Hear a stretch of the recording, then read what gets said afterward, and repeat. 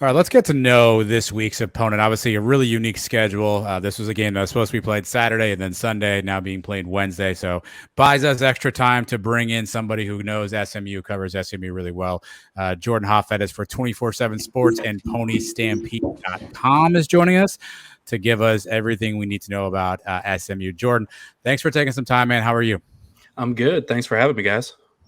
Well, let's start here. Obviously, here in Florida, it's been a really rough week with Hurricane Ian. How have these changes and sort of the schedule? How have they impacted SMU, if any? Honestly, because of being away from it and not being in the middle of it, I think SMU gets the advantage. They're coming off two tough games against, at Maryland and then at home against TCU. So they get to heal up a little bit with a couple extra days there.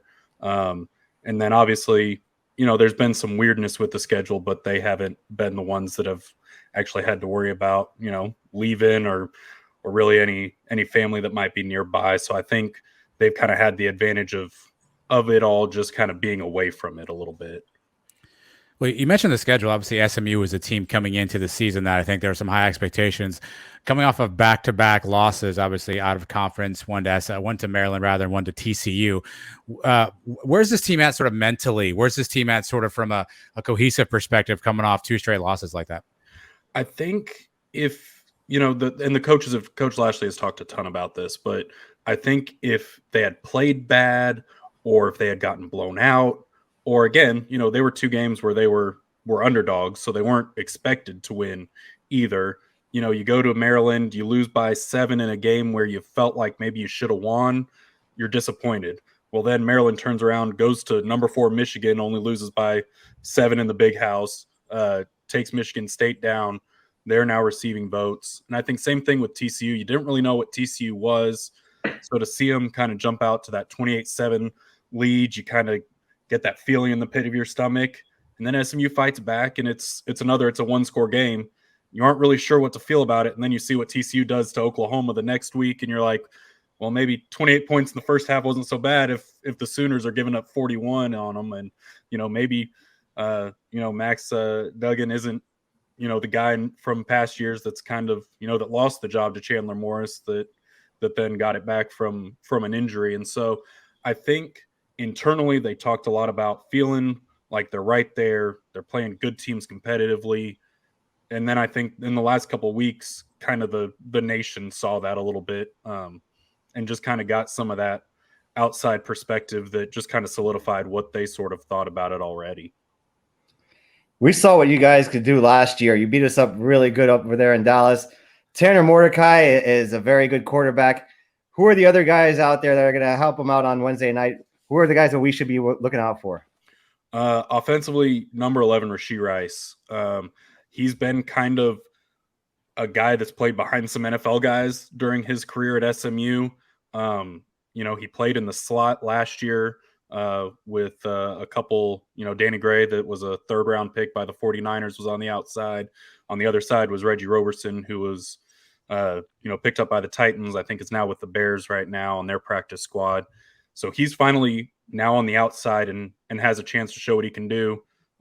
He's the number 1, receiver yards per game through their 4 games.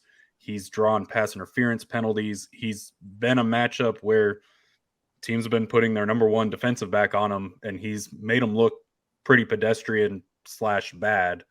The biggest thing for them last week, Jake Bailey, he's a transfer from Rice. That was his first full game, 8 catches, 160-something yards. Out of those 8, 7 of them went for a first down or a touchdown. He kind of showed what he could do. You also have a North Carolina transfer, Bo Corrales, who will be on the other side opposite of Rashee. Just a veteran guy. Ton of injury problems his last couple of years at North Carolina. He finally gets healthy. He got hurt at the end of fall camp, so that was his first game. And so those 3 are a tough cover for a defense.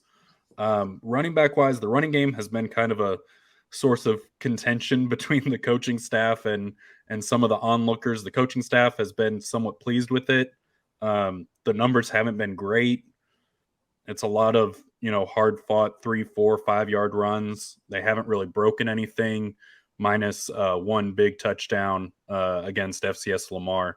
So that's kind of been an issue that they're looking to sort out. But the passing game between Tanner and those three guys and some other guys that'll come on the field here and there, it can be a tough matchup for teams. What about the other side of the ball? You guys have struggled against the run so far on defense. What's something they're going to try to change up? The UCF's now pretty much just a running team. That's what we do. We only threw for 49 yards last game. So we're going to try to run the ball on you. What are you guys going to try to do to stop it?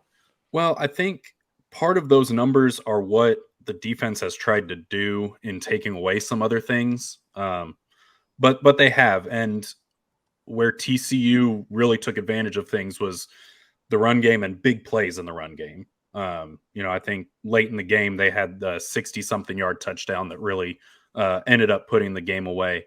I think you'll see in defensive coordinator Scott Simons, he uses 3 safeties. And one, I think in this format, they call him I think he's the bandit. And I think you'll see him be more focused on run stopping as opposed to maybe bringing pressure or dropping back in coverage. I think they've got to add something else in there. They've got 2 really good defensive tackles. Elijah Chapman made some waves this summer. He benched the combine 225 40 something times on one of their last days of summer workouts. He's decently under 6 feet tall, so he's just kind of this little bowling ball that gaps up the middle. The biggest thing that they've also got now back is a couple of edge rushers. Jalen Samuels, he's 6'7", 6'8"-ish. Last week was his first game back from an injury. He had 1.5 sacks. And then Nelson Paul on the other side is a more veteran guy who he had 3 sacks, 8 tackles. He's been playing but dealing with some stuff. They feel like he's finally healthy. And I think that's the other thing. If they can feel like they can rush the passer with 4, it just kind of gives them a little bit more flexibility to use some of those other guys in the run game when they don't have to bring them as added pressure to the quarterback. As Mike mentioned, you guys just got after us pretty good last year up in Dallas and beat us good. But that was a team coached by Sonny Dykes, who's now obviously TCU. Rhett Lashley, now first-year head coach at SMU. How is the offense that he runs different than what we may have seen last year under the Sonny Dykes-led offense? Surprisingly enough, the tempo is going to be even a little faster. Under Dykes, it was the pony-up tempo thing. And I think when they're running well, when they're kind of in their flow, they're going to snap the ball quickly. They're going to get to the line, and they're going to be ready to run their next play pretty fast. A lot of what the Sonny Dykes, Garrett Riley offense was a lot of passes in the flats and kind of using a passing game as an extension of the run game. With Lashley, it's a lot more vertical, which has been both good and bad when you look at some of the turnover numbers. But I think that's the biggest thing, I think, is just how much more vertical they go with the ball in the passing game. The run game, like you kind of mentioned, haven't really seen what the run game is going to or maybe even supposed to look like under Lashley and offensive coordinator Casey Woods.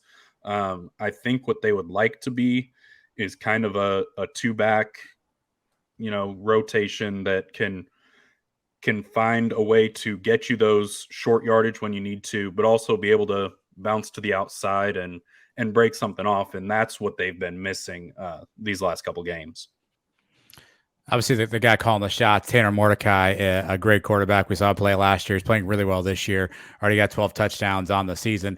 When he's going well, obviously we know what SMU can do. Where has he struggled? If you were giving the scouting report, if you were going to scout against him as a defense, where would you say that you could have an opportunity to maybe impact his game a little bit? I think the biggest thing, and you saw it last week in the TCU game, he took a late hit out of bounds on a scramble trying to get a first down, and it dinged him up pretty good, and he was a little off kind of the rest of the game. The fact that he only sat out one play surprised a lot of people. But I think getting him to the ground, he's going to stand in there and he's going to throw the ball. He's not afraid of taking a hit, But if you can lay a couple on him and make him feel it, I don't think it changes what he does mentally, but I do think it takes him out of rhythm with his passing. He's been high on his throws a good bit this year. Kind of saw that at the end of the Maryland game, and then again in the second half against TCU. And so I just think disrupting his timing, disrupting his field of view, just kind of changing that up a little bit is what a defense has to do, because he'll stand there and he'll take the hit, but those will eventually add up on him. He's not a threat to run, right? He's not somebody who's going to tuck it and run for a bunch of yards.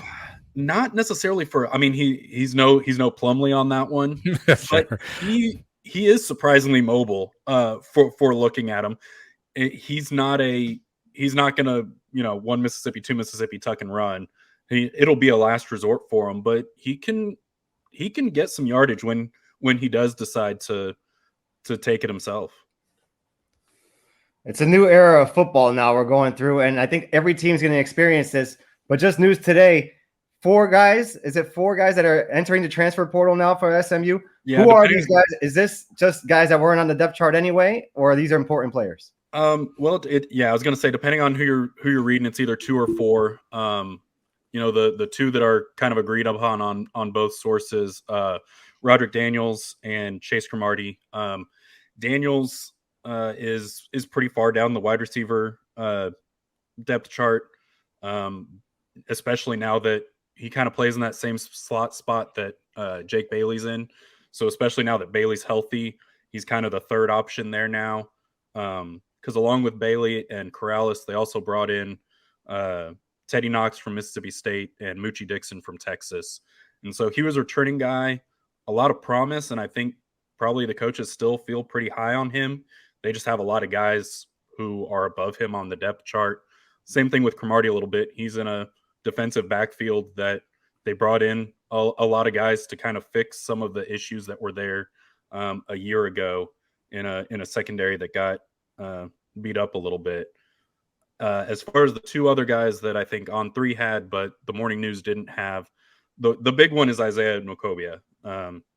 He in that recruiting class, he was their second highest ranked recruit under Preston Stone. Played a ton last year as a true freshman. I think he was a little bit of a victim of some of the transfers they brought in to give that group some experience. He's the one that I think raises the eyebrows. The 4th guy, Jalen Record, ton of speed, almost no size, and that just kind of hurts him getting on the field. But with Nwokobia, you saw a guy that was a top recruit that SMU was able to land, was then able to keep through the coaching change, whether it was him possibly following that staff to TCU or going elsewhere. Holding on to him was kind of an unspoken top priority for them, and to see him go, I think would kind of hurt, just to not be able to hold on to a high recruit that you were able to get and keep. I think we're pretty much all expecting a close game on Wednesday night. The spread is 4 points, but I could see SMU coming in and winning this game. I could see this being a 3-point game. How are you guys special teams? Are your kicker any good? Is that something where you're going to cost yourself points? Because we've gone through stuff here ourselves. We're on our second kicker this year. The second guy seems to be doing better than the first. Also, last name Boomer. Yeah. Yes. Yeah, great last name for a kicker right there. They use 3. They've got their place kicker's a true freshman, Colin Rogers. I think he's only missed 1 field goal, and it was from a good distance that they just kind of were hoping to get some points out of it. But he's been solid, perfect on extra points.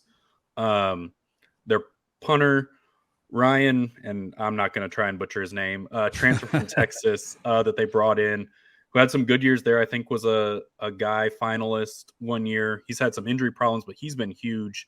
He's had a lot pinned inside the 20 and even inside the 10. Where they have some trouble is kickoffs and kickoff coverage. Saw it the opening kickoff of the game against TCU was 7 or 8 yards deep, and there was no hesitation. The guy brought it out. He got to the 26, so it was only a net gain of 1, but I think that kind of shows you what some people are seeing on film a little bit with him. And then they gave up a big one later in the game into their own territory that I think TCU had a 4-play, 40-something yard touchdown drive on. So if there's a weakness in the kicking game, it would be on kickoffs and coverage that teams have kind of been able to exploit that and get a little bit of a field position advantage through that.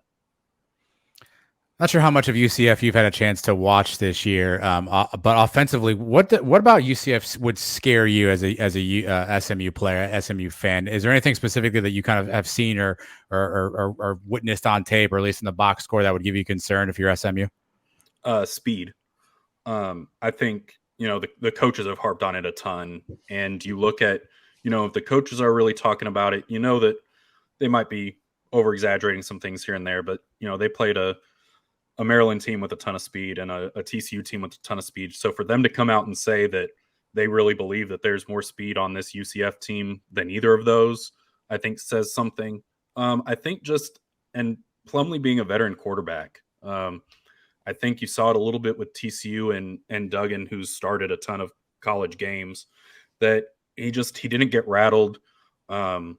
I think John Rice probably makes more plays with his feet. Obviously, I think he's the leading rusher in the conference right now. So what he can do with his feet is also worrisome, just because there are so many issues with dealing with a mobile quarterback of bringing pressure but not able to bring him down, him tucking and running, or your defensive backs just kind of a split second step the wrong way, all of a sudden a receiver's open and he's able to hit him.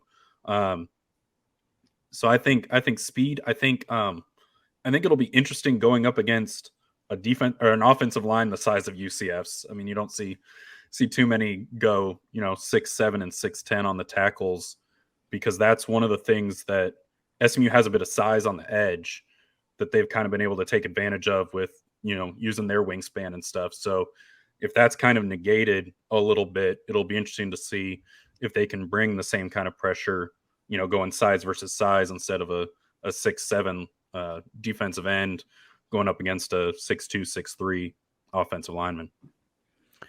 One of the other kind of interesting little tidbits on this game, Rhett Lashley and Gus Malzahn have a pretty long-standing relationship. Lashley was the quarterback for Malzahn back in what I think was Shiloh Christian High School. Rhett's been on a couple of staffs for Gus. Has there been any conversation from SMU kind of about that relationship? And do you think that familiarity helps either side, kind of each one sort of knowing, what the other side's going to do a little bit?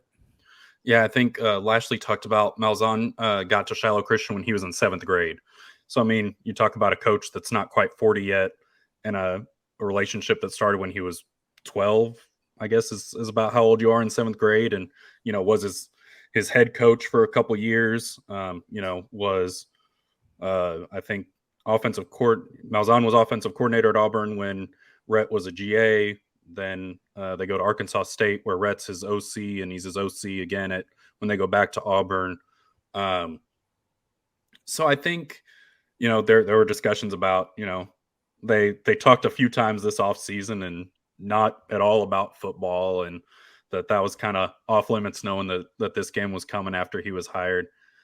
I think if there is an advantage, I think, again, it kind of falls on SMU's side, because I think what Gus Malzahn is known better at this point than what Rhett Lashley is. Even though Lashley's been calling plays and has been an OC for a while, I still think that, Malzahn's a little bit more of a known commodity. And obviously it's only his second year at UCF, but still in a second year, you have a better idea of maybe what he wants to do there versus other stops, as opposed to Lashley kind of in his first year.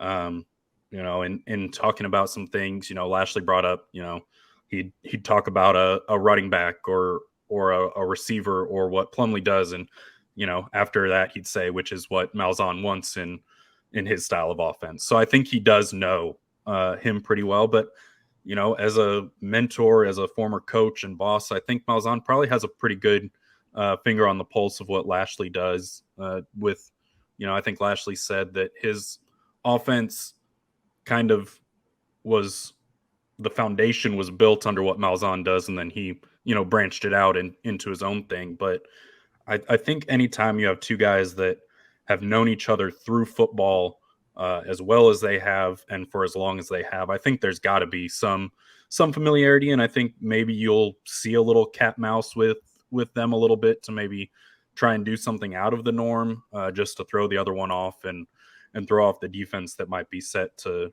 expect something else. I think this game is going to go a long way in determining who gets to play in the championship game this season. How are you feeling? Are you confident? What's your prediction for the score this week?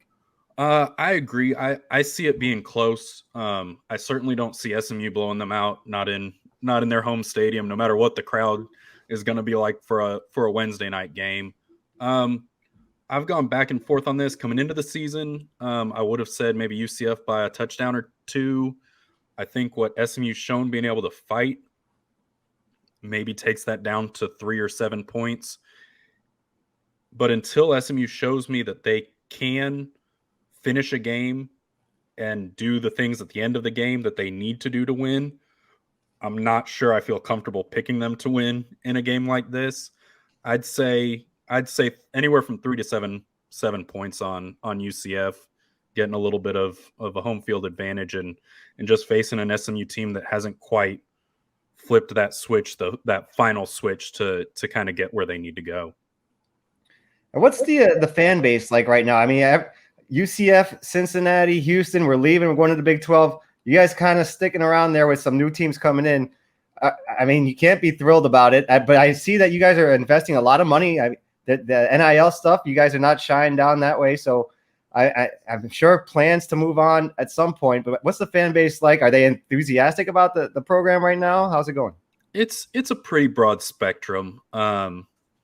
I think the phrase Conference USA 2.0 gets thrown around with what the conference is going to look like next year.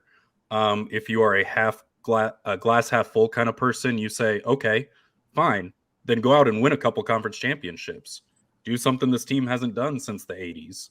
I think they've only played in 2 conference championships, or maybe even only one, because I think they split a division title one year, since then. So obviously, the competition and some of the, credit that's been built in the American has been built by the 3 teams that are about to leave.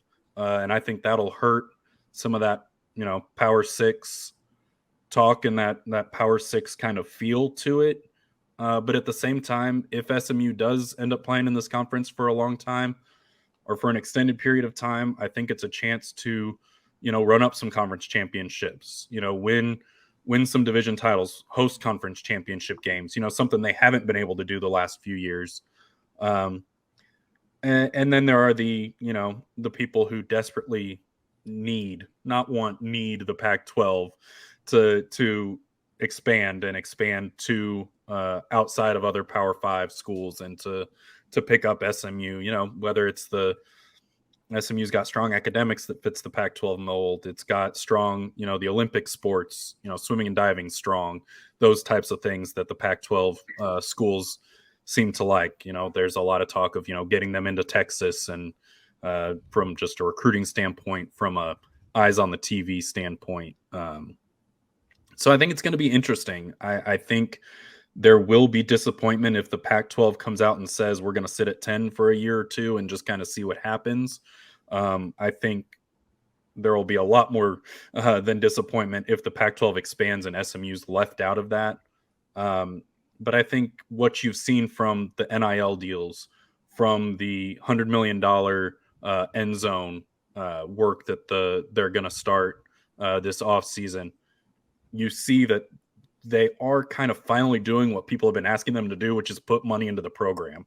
That's something that people have kind of felt has been lacking really since the new stadium on campus was built, which they opened in 2002. So it's been a while since they've really felt like they've seen that done. They have an indoor facility now that was built a few years ago. And then, so it was kind of the new on-campus stadium, then nothing, then the indoor facility, then nothing.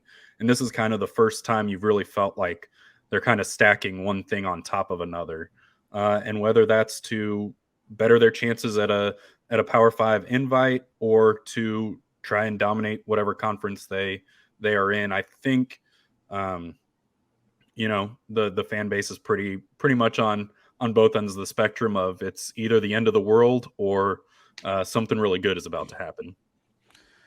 Well, you mentioned the fans. Obviously, this is now a Wednesday night game. Initially, this was a Saturday game. It was a sellout from UCF standpoint. Obviously, I assume SMU was going to travel. Do you have any expectation for how many folks still may make the trip out to Orlando for a midweek 6 p.m. Central Time kickoff game? It's hard to tell. I know a big benefit. There's a true freshman on the team that's from the Maryland area, so I think he had like 50 friends and family at the Maryland game that kind of boosted up that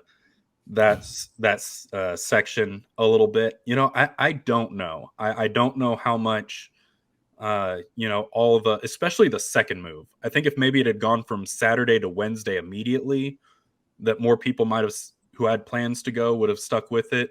But to go from the Saturday, to make it two, an initial booking and then two changes as opposed to just one or one change, I think might deter some people. Obviously, it's easier to leave either after work on Friday or first thing Saturday and be back for work on Monday as opposed to having to take a day or two off.